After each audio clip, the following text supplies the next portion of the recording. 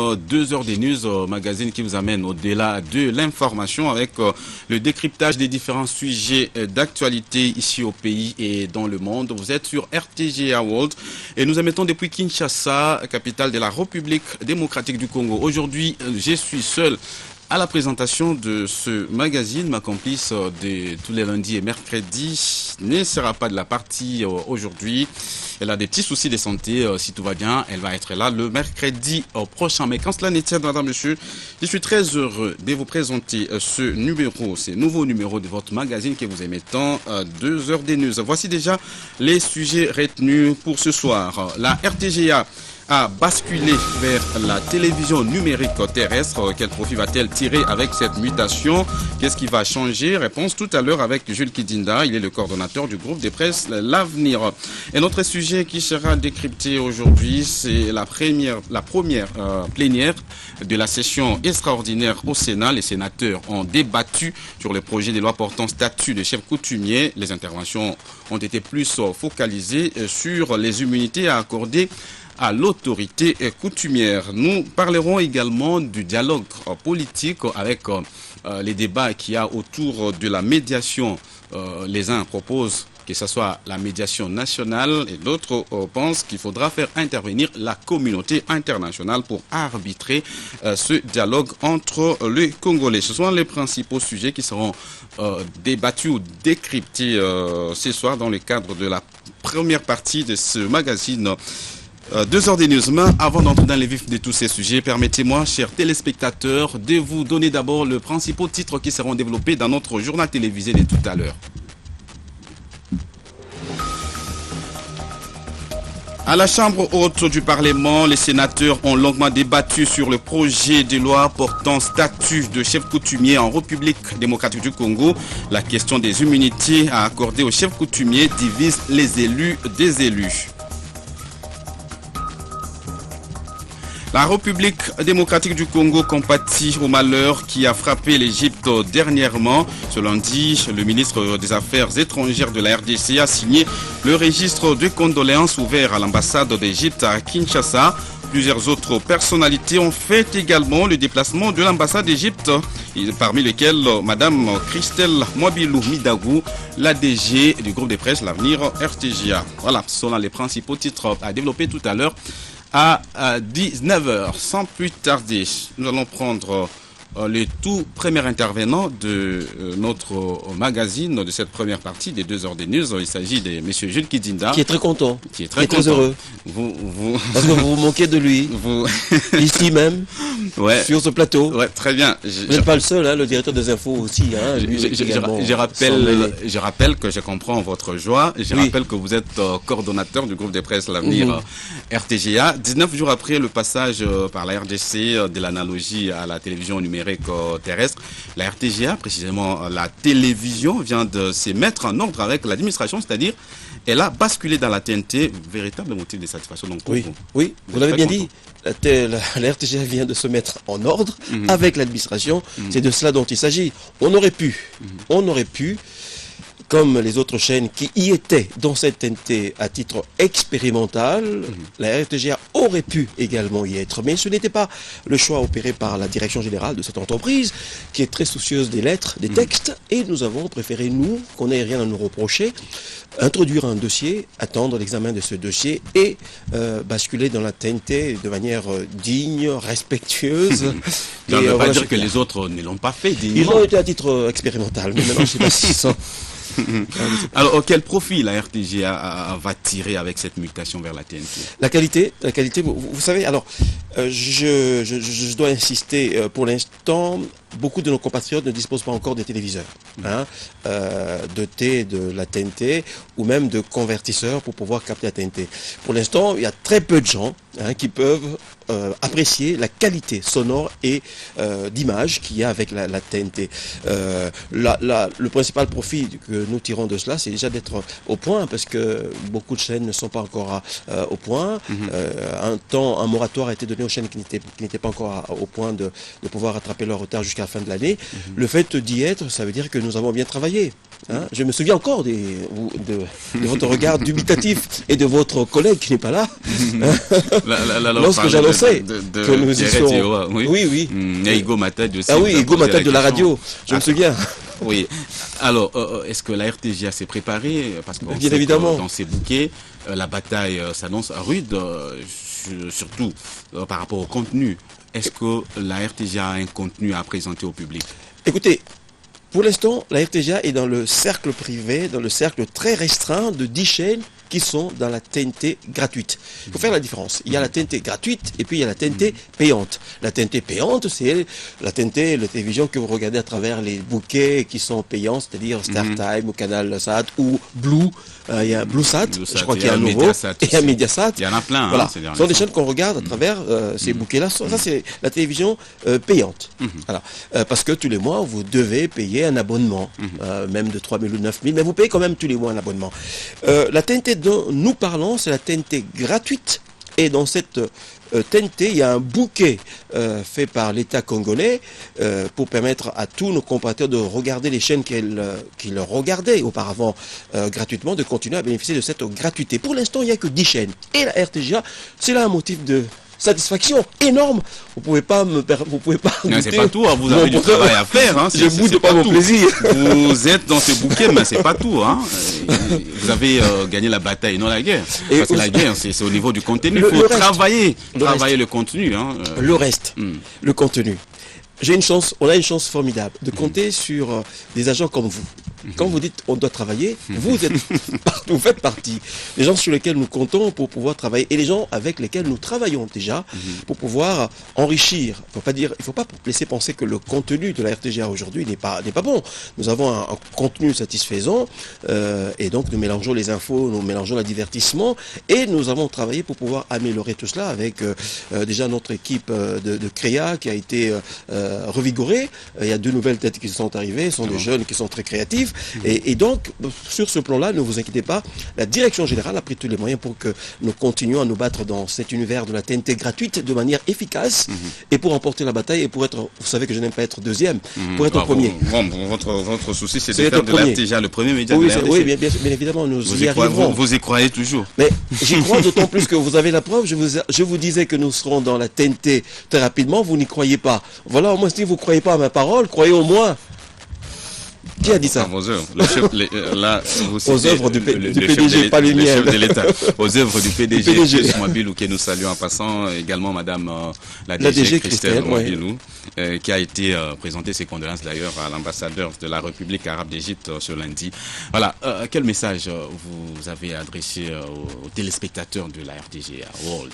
Alors que leur chaîne est dans la TNT et que contrairement à la panique qui a circulé un petit peu lorsque une chaîne concurrente avait avec une certaine délectation affiché le nombre de chaînes très réduit qui étaient sur la TNT au moment du basculement vers la TNT, que nous y sommes. Mais que nous attendons effectivement que l'État, sur ce qui concerne la mise à disposition des décodeurs, des convertisseurs, fasse le travail, parce que bon, sur le marché, j'en ai pas beaucoup trouvé, des convertisseurs. Convertisseurs, décodeurs, des fois vous employez? Alors, oui. Décodeurs, oui. Convertisseurs, c'est moi, quoi, je l'emploie pour ne pas semer la confusion. Je dis décodeur, on dit décodeur parce que le terme a été souvent utilisé par les diffuseurs privés, c'est-à-dire CanalSat, comment ça s'appelle? Vous n'êtes pas en train de faire leur promotion bon, ici. Non, je peux parler également aussi de StarTime qui nous héberge. Star nous héberge également. Nous sommes aussi dans l'autre bouquet BlueSat. Je parle de tout le monde bien évidemment, mais que je sais même pas, j'ai perdu la ligne. Donc différence entre convertisseurs. Oui. Alors je parlais de ça. Oui. Alors le décodeur, c'est celui que utilisent ces diffuseurs privés pour permettre à leurs abonnés de capter les chaînes qui sont dans leur bouquet. Par exemple, CanalSat et, comme je citais, l'exemple d'autres diffuseurs privés. Mais pour permettre à nos compatriotes de suivre les chaînes de la TNT gratuitement, Il faut simplement, lorsque vous avez un téléviseur qui n'est pas adapté, qui est un téléviseur analogique, il faut vous doter d'un convertisseur. C'est un petit boîtier qui convertit le signal, qui est désormais numérique. Pour ce signal qui est numérique, qui aurait dû en principe être capté que par un téléviseur numérique. Ce convertisseur vous permettra, avec votre téléviseur analogique, de pouvoir convertir ce signal numérique qui arrive pour que vous le regardez quand même sur votre téléviseur analogique. C'est pour ça que je l'appelle convertisseur, pour qu'on ne confonde pas avec le décodeur.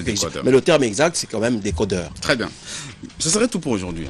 C'est tout, et donc je reviendrai bien évidemment pour, lorsque nous améliorons, parce que c'est notre objectif, améliorer la qualité de l'image. Et ça va s'améliorer parce que il y a d'autres équipements qui sont en route. Point d'arrivée. Parce que la concurrence est telle que nous sommes préparés pour nous bagarrer, et je peux vous promettre que ça ne sera pas une partie aisée. Mais nous sommes armés pour aller jusqu'au bout et gagner la bataille. Vous pouvez compter sur notre PDG et l'ADG. Bon, propos de Jules Kidinda, je rappelle que vous êtes coordonnateur du groupe de presse L'Avenir. Merci RTGA. beaucoup. Vous nous parliez de cette mutation de la RTGA vers la TNT, la RTGA qui s'est conformée avec l'administration. 10 chaînes sur la TNT, il y en a beaucoup d'autres, 40. Ouais, la RTGA. Vos amis qui sont mauvaise langue ici disaient « Oh, c'est une entrée tardive ». Voilà. Elle n'était pas tardive. Ce n'est pas tardif. Merci beaucoup. On va vous recevoir prochainement pour que nous puissions parler à large, voir ce qui va changer dans les tout prochains jours. Avec plaisir. Avec cette mutation. Voilà, restez avec nous, madame, monsieur. Dans un instant, nous allons prendre notre invité. Là, nous allons parler politique avec les débats qu'il y a sur la médiation du dialogue politique. À tout à l'heure.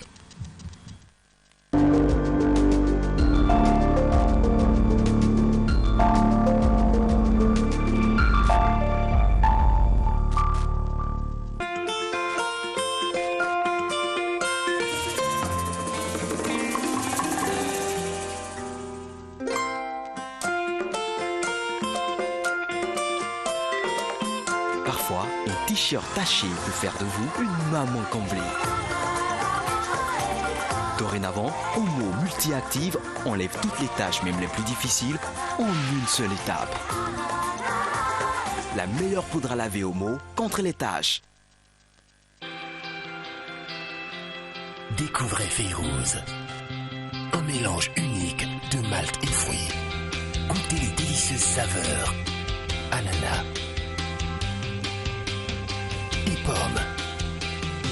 Férouz est une boisson maltée non alcoolisée et rafraîchissante. Et pourquoi elle est si unique? Eh bien, tout est dans le mélange. Férouz, le mélange unique de malt et fruits. Un produit de la Bralima. Pour en finir avec le savon qui passe de main en main, utilisez Fraisse. Le savon liquide idéal pour l'hygiène quotidienne de vos mains.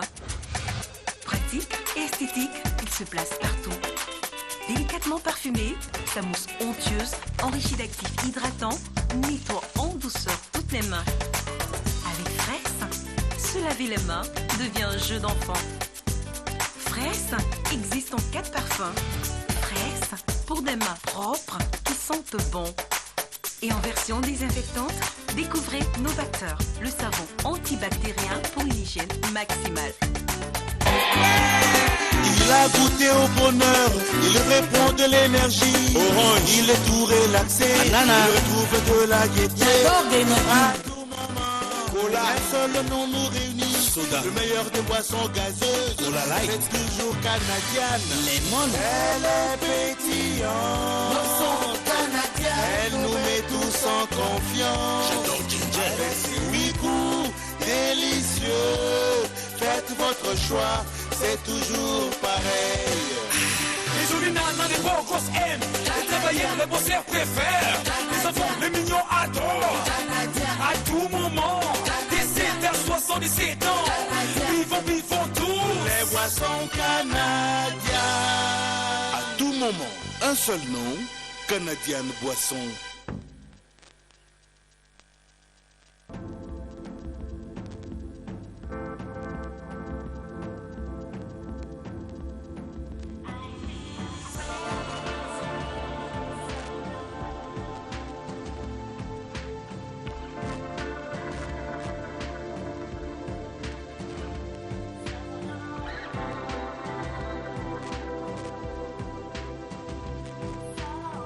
l'éclat de mon teint, je suis 100% Carolite. Carolite, le soin 3 en 1 qui hydrate, unifie et illumine votre peau. Angel. Je suis Vodacom Best of the Best Class 2015. Ils sont 26. Ils sont jeunes. Ils ont du talent. Ils viennent des 4 coins du Congo et du monde. Ils sont persuadés que la musique est leur avenir. Je suis Vodacom Best of the Best Class 2015. C'est maintenant. Suivez, votez en envoyant massivement le numéro de votre candidat préféré au 42601 à 25 cents pour 1 SMS. Au 42602 à $1 pour 4 SMS. Au 42603 à $5 pour 20 SMS. Au 42604 à $10 pour 40 SMS. Et chaque semaine, gagnez de nombreux prix. Des casiers de sucré, des bons de Cameroun Total, des bons d'achat Store, des micro-ondes, des frigos, des congélateurs, des téléphones sous table 4, des phones Galaxy, des phones 4 et des billets par ICA. Et pour la salle, gagnez des écrans 3D Samsung, un salon Yenbu et un groupe électrogène. Et le lot de toute nouvelle RAV4. Je suis Vodacom Best of Best 2015.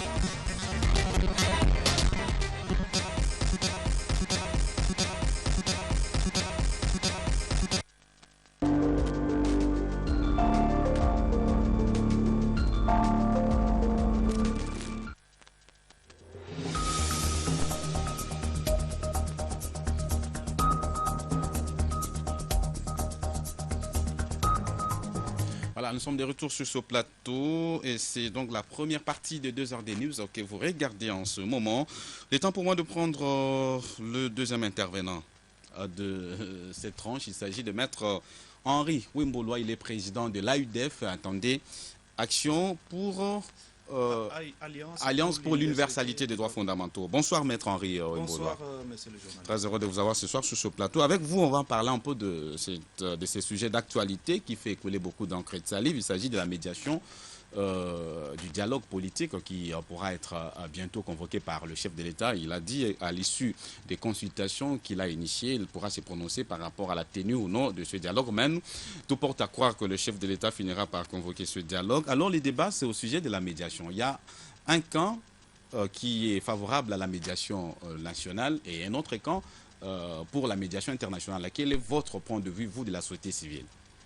Oui, société civile et plus particulièrement moi-même, et je parle aussi comme président de AUDEF, nous considérons que le dialogue, d'abord, c'est une très bonne chose parce qu'il permet de gérer les conflits. Les conflits, il y en a partout, il y en a à tout moment, mais on peut les gérer. Alors, qui doit présider, qui doit modérer, n'est-ce pas, cette grande... cette grande messe, si on peut le dire ainsi, c'est discuté. Il y en a qui considèrent que ça doit être la médiation internationale, et là, en se basant sur l'accord cadre d'Addis Abeba. Il y en a d'autres qui considèrent que, au nom de la souveraineté nationale, il faut que ce soit un problème congolais, comme on le dit. Et personnellement, je pense que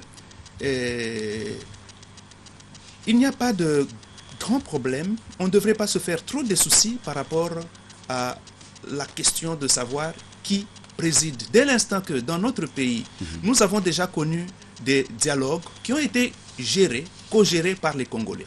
Et de la même façon, nous avons connu aussi des dialogues qui ont été sous la médiation internationale. Nous en avons connu de toutes les sortes. Et alors, pour l'instant, qu'est-ce qu'il faut?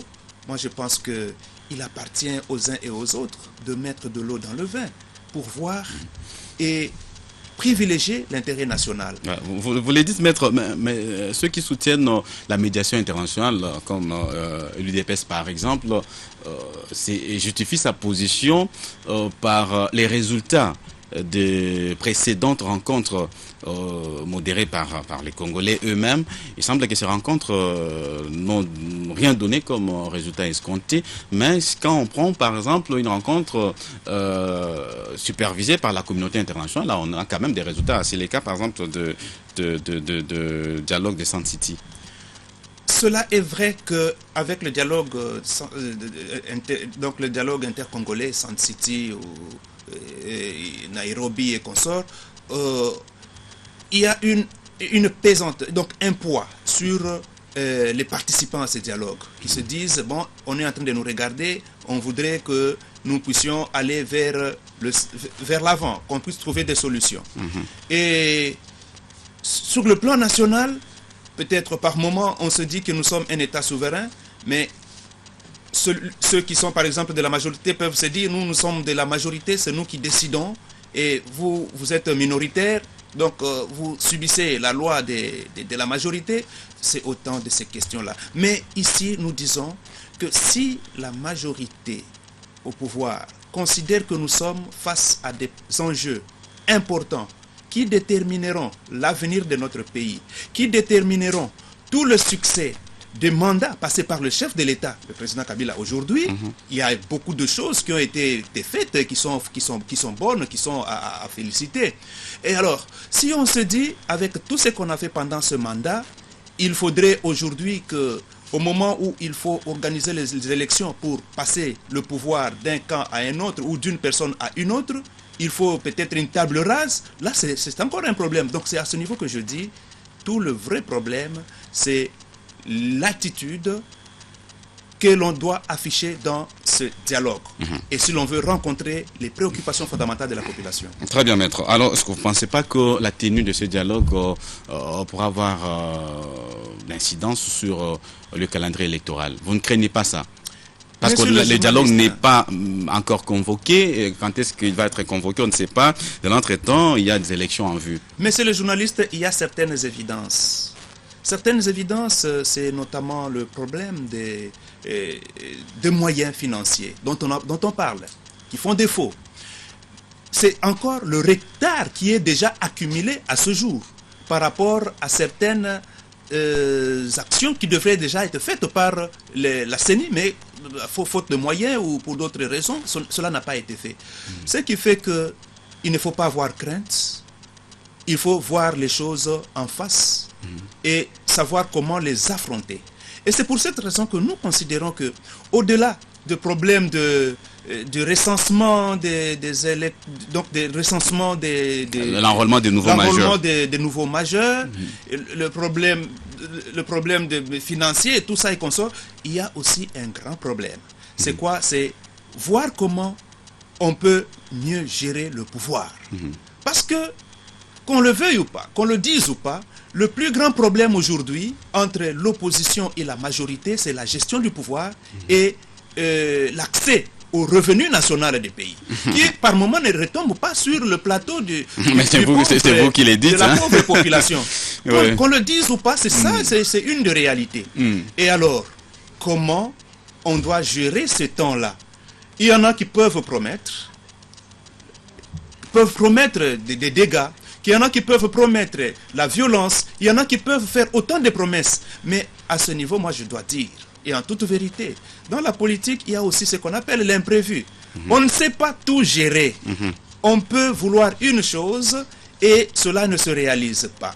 Et ceux qui croient, les chrétiens, ils disent que l'homme peut faire des provisions, mais il appartient aussi à Dieu de décider. C'est pour dire que là où nous allons, nous ne savons pas.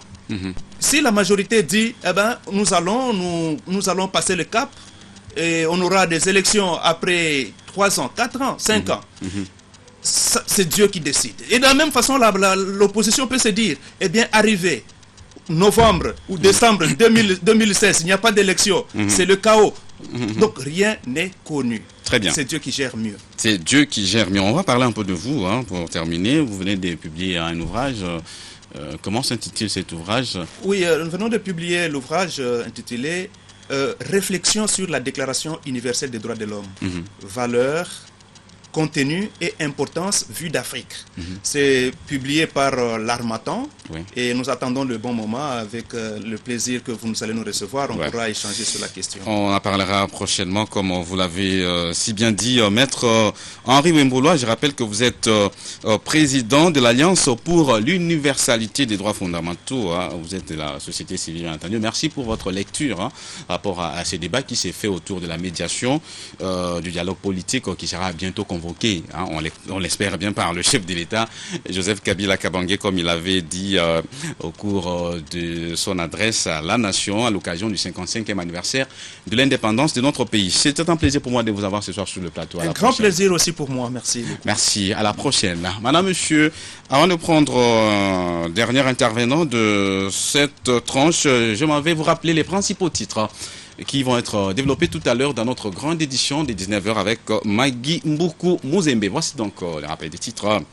À la Chambre haute du Parlement, les sénateurs ont longuement débattu sur le projet de loi portant statut de chef coutumier en République démocratique du Congo. La question des immunités accordées aux chefs coutumiers divise les élus des élus.